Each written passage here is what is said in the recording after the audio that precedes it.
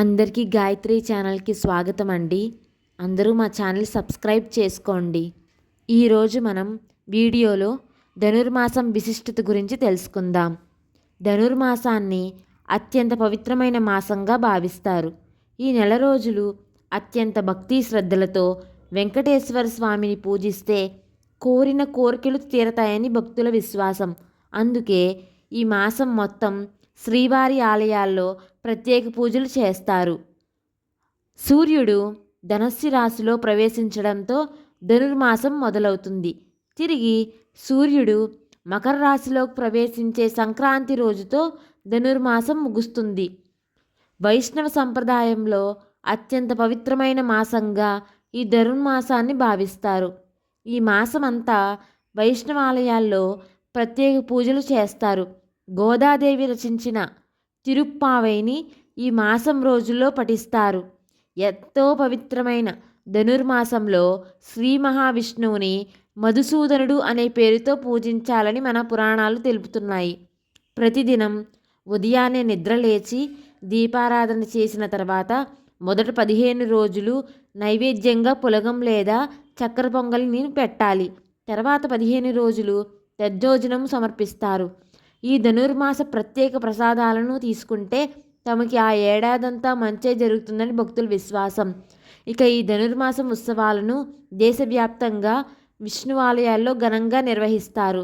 ధనుర్మాసం పూజలకు తిరుమల శ్రీవారి ఆలయం ముస్తాబవుతుంది. ఈ నెల 16వ తేదీ అర్ధరాత్రి 10:52 నుంచి ధనుర్మాసం ప్రారంభం అవుతుంది. చురుగ్గా ఏర్పాట్లన్నీ చేస్తున్నారు అధికారులు. ఈ నెల రోజుల పాటు శ్రీవారికి చేసే సుప్రభాత సేవను రద్దు చేసి ఆ స్థానంలో తిరుప్పావై పఠించనున్నారు అర్చకులు. దీని వెనుక పురాణగాథను పరిశీలిస్తే గోదాదేవి తనను ద్వాపరయుగం నాటి గోపికగా భావించి పాడిన 30 పాసురాలను ఈ నెల రోజుల పాటు పఠిస్తారు. రోజుకొక పాసురం చొప్పున ఈ తిరుప్పావై పఠనం ఆలయంలో జరుగుతుంది. నిత్యం వేదపారాయణం చేసే అర్చకులే స్వామివారికి సుప్రభాతాన్ని నిర్వహిస్తారు. అయితే ఈ ధనుర్మాసం మొత్తం జియంగర్ల తిరుప్పావై పాసురాలను స్వామివారికి చదివి వినిపిస్తారు.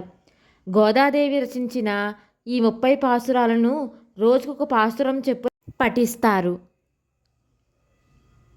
అనంతరం స్వామివారికి తోమాలను సమర్పించి సహస్రనామార్చన చేస్తారు అర్చకులు. యథావిధిగా అన్ని పూజలు నిర్వహిస్తారు. ఇక ఈ మాసం మొత్తం స్వామివారికి ప్రత్యేక ప్రసాదాలను నివేదిస్తారు. పెళ్లి కావాల్సిన వారు ఈ మాసంలో స్వామివారి కళ్యాణాన్ని వీక్షించి ఈ అక్షింతలను తాము శిరస్సు ధరిస్తే ఖచ్చితంగా ఏడాదిలోనే వివాహం అవుతుందని భక్తుల విశ్వాసం. అందుకే ఈ మాసంలో పెద్ద ఎత్తున భక్తులు తిరుమల వస్తూ ఉంటారు. ఇక శ్రీవారి ఆలయంలో జరిగే ఏకాంత సేవలో నిత్యం భోగ శ్రీనివాసమూర్తికే జరపడం ఆచారం.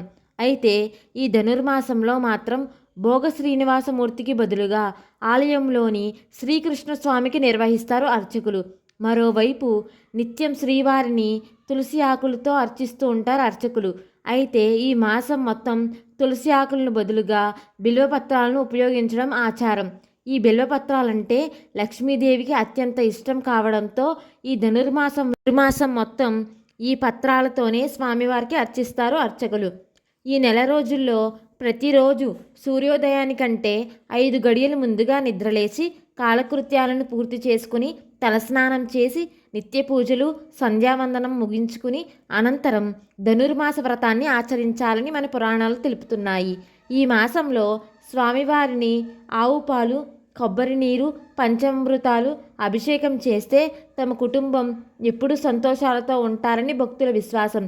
ఈ మాసమంతా విష్ణు పురాణాన్ని, విష్ణుగాథలను చదువుతూ కానీ వింటూ కానీ గడపడం, వైష్ణవాలయాల్లో దర్శించడం చేయాలని, అలాగే ఈ నెల రోజుల పాటుగా ఈ వ్రతాన్ని చేయలేని వారు 15 రోజులు కానీ 8 రోజులు కానీ 6 రోజులు కానీ 4 రోజులు కానీ లేదంటే కనీసం ఒక్కరోజు నిష్ఠతో ఉంటే స్వామివారి సంతృప్తి చెంది కోరికలు తీరుతాయని మన పురాణాలు చెబుతున్నాయి. కాత్యాయని వ్రతాన్ని ధనుర్మాసంలో వివాహం కాని అమ్మాయిలు ఆచరించాలని చెప్పబడుతోంది. పూర్వం ఈ వ్రతాన్ని స్వయంగా శ్రీకృష్ణుడి సలహా మేరకు గోపికలు ఆచరించి శ్రీకృష్ణుడినే భర్తగా పొందినట్లు కథనం ఉంది. శ్రీ గోదాదేవి ఈ వ్రతాన్ని ఆచరించి శ్రీరంగనాథుడిని భర్తగా పొందినట్లు పురాణాలు వెల్లడిస్తున్నాయి. ఈ వ్రత విధానం ధనుర్మాసంలో ప్రతిరోజు తెల్లవారుజామునే నిద్రలేచి కాలకృత్యాలు తీర్చుకుని తలస్నానం చేయాలి. ఇంటి ముందు శుభ్రపరిచి పేడ నీటితో కల్లాపు చల్లి బియ్యపు పిండితో ముగ్గులను తీర్చిదిద్ది ముగ్గులను మధ్యలో ఆవు పేడతో చేసిన గొబ్బిళ్లను ఉంచి వాటిని అందమైన పూలతో అలంకరించాలి. అనంతరం కాత్యాయని దేవి అష్టోత్తరాలతో పూజించి నైవేద్యం సమర్పించాలి. ఈ విధంగా ప్రతిరోజు ధనుర్మాసమంతా ఆచరిస్తారు. శ్రీరంగంలోని రంగనాథస్వామి ఆలయంలో ధనుర్మాస ఉత్సవం మహాఘనంగా జరుగుతుంది. తమిళనాడులో ధనుర్మాస వ్రతాన్ని పావై నొంబు అంటారు. ఇది ఈ ధనుర్మాసం విశిష్టత. మీరు గాయత్రి ఛానల్ లైక్ చేయండి, షేర్ చేయండి, సబ్స్క్రైబ్ చేయండి. మళ్ళీ సరికొత్త వీడియోతో మళ్ళీ రేపు కలుద్దాం.